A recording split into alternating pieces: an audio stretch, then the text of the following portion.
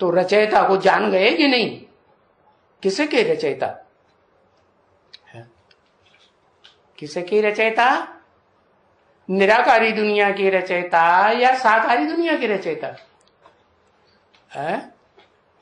साकारी दुनिया। और निराकारी दुनिया कौन रचता है फिर? अरे निराकारी दुनिया, जो तुम्हारी निराकारी दुनिया है, वो जो ऊंच ते ऊंच धाम जिसमें तुम रहते हो, हाँ, वो भी रचता कौन? घर कौन बनाता है? अपना घर।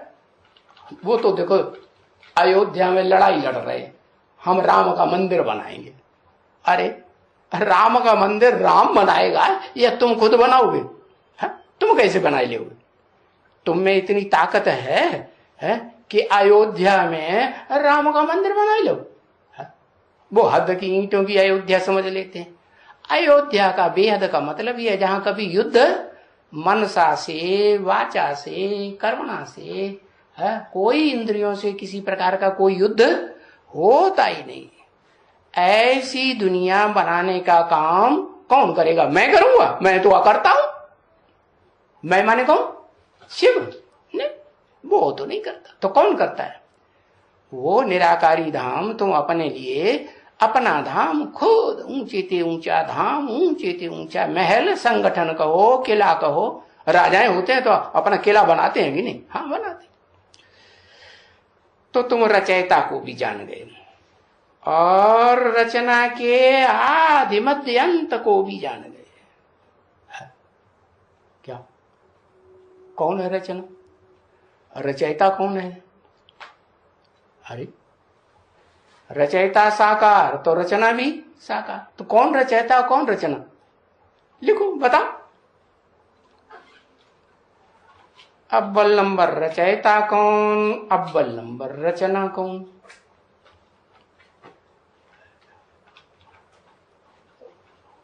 है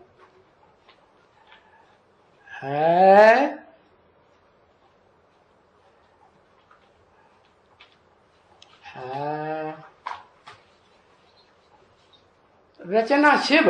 अरे राम राम राम राम राम, ये क्या लिख दिया? माथा पकड़ रही है माथा। संगम की कृष्ण, सत्य की कृष्ण। जो राम बाप रचयिता, राम कहां से हो गया? राम तो त्रेता वाला बताया है, वो तो नाम ही है चंद्र। राम का नाम क्या है? पीछे टाइटल लगा हुआ है ना, रामचंद्र। वो सूर्य है। अरे सूर्य का बच्चा सूर्यवंशी सूर्य ही होगा ना। रामचंद्र कैसे हो सकता है?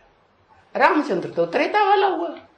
तो कौन? वही राम वाली आत्मा संगम युग में, पुरुषोत्तम संगम में जब मैं आता हूं तो अंतिम चोलाधारी, पतित से पतित तनधारी जो है, आदम कहो, एडम कहो, आदिदेव कहो, ये पार्ट प्ले करती है, तब उसको कहते हैं कि वो रचयिता है सारी सृष्टि का। साकार सृष्टि या निराकार सृष्टि? साकार सृष्टि का भी रचयिता है। और वो निराकार घर, जिस घर में तुम बच्चों को जाना है, पहले पहले घर में जाएंगे कि पहले स्वर्ग में जाएंगे या पहले वैकुंठ में जाएंगे? कहां जाएंगे? पहले पहले घर में जाएंगे, क्योंकि तुम आत्मा निराकारी हो। तो निराकारी आत्मा को घर कैसा चाहिए? निराकारी घर चाहिए। तो रचयिता को भी जान गए और उसकी रचना को भी, कि रचयिता है वही इस सृष्टि रूपी रंगमंच पर जो सदाकाल शरीर साकार से रहता है? या उसका शरीर कभी खलास हो जाता है? होता है? नहीं खलास होता। तो वो हुआ रचयिता।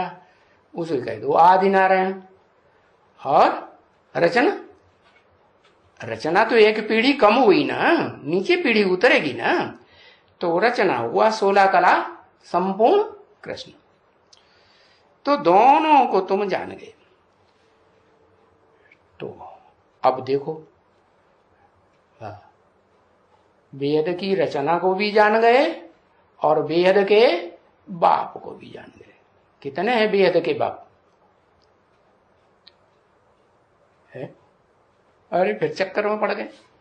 अरे दो बेहद के बाप है ना, एक है मनुष्य सृष्टि का बाप, एक है आत्माओं का बाप, निराकार आत्माओं का बाप निराकार, और साकार का बाप साकार। लेकिन दोनों मिलकर के एक होते हैं तब सृष्टि चलती है।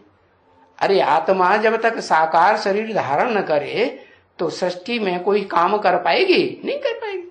तो ऐसे ही वो निराकार परम पिता शिव उस साकार मुकर्रर रथधारी में प्रवेश करके तुमको बताते हैं।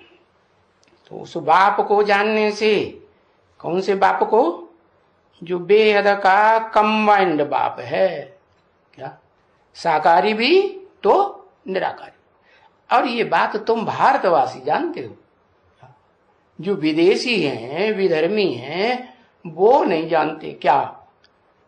कि वो साकारी सो निराकारी दोनों है, या सिर्फ निराकार है कि सिर्फ साकार है? वो कहते हैं क्या साकार नहीं है, वो सदा निराकार है। और तुम्हारी बुद्धि में क्या बैठता है?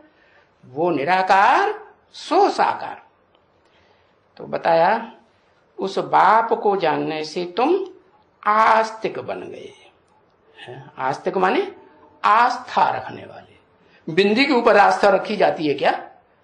बिंदी तो देखने में ही नहीं आती। बिंदी के ऊपर आस्था रखने का मतलब है अंधश्रद्धा। बिंदी के ऊपर आस्था वो बेसिक वाले ब्राह्मण रखते होंगे। तुम तो आस्थावान तब कहे जाते हो जब तुम वो बिंदी निराकार किस मुकर्रर रथ में प्रैक्टिकल पार्ट बजाए रही है, जो है जैसा है, जिस रूप में पार्ट बजाए रही है, उसको उसी रूप में पक्का पक्का जान लेना, पहचान लेना, तब कहेंगे आस्तिक। नहीं जानते हो तो न जानने से नास्तिक। तो अभी तो ये तुम जान गए हो ना। क्या क्या जान गए हो? ये तुम जान गए हो ना। क्या जान गए हो? ये माने क्या? कि वो एक ही है, बेहद का बाप, कंबाइंड है, आत्मा और शरीर से कंबाइंड पार्ट बजाता है। उसको तुम जान गए हो कि निराकार सो साकार को तुम जानने वाले नंबरवार पुरुषार्थ अनुसार। और तुम्हारे में आस्तिक भी हैं। क्या? तुम्हारे में, तुम्हारे माने तुम ब्राह्मणों के बीच में आस्तिक भी हैं और फिर नास्तिक भी हैं। और उस तरफ में देखो, उस तरफ में सारे ही नास्तिक। कि कोई आस्तिक भी है? मूर्तियों की पूजा करते हैं, लिंग की पूजा करते हैं। तो वो कोई प्रैक्टिकल में है क्या? है? अरे जिस मूर्ति की पूजा करते हैं वो कोई प्रैक्टिकल में है ना? वो कोई लिंग जिसे भगवान समझते हैं, वो भगवान हेवनली गॉडफादर है?